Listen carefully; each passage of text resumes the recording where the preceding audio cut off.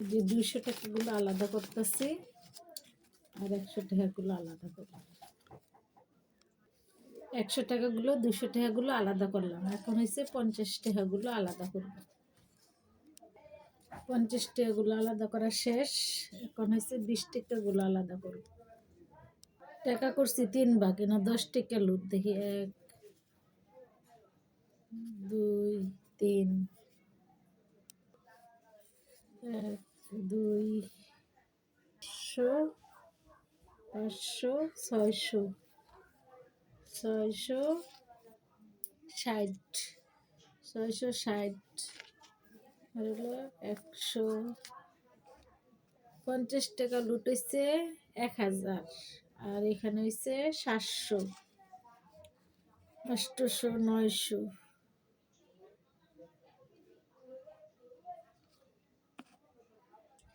3600 টাকা আজকে ইনকাম হয়েছে। আলহামদুলিল্লাহ।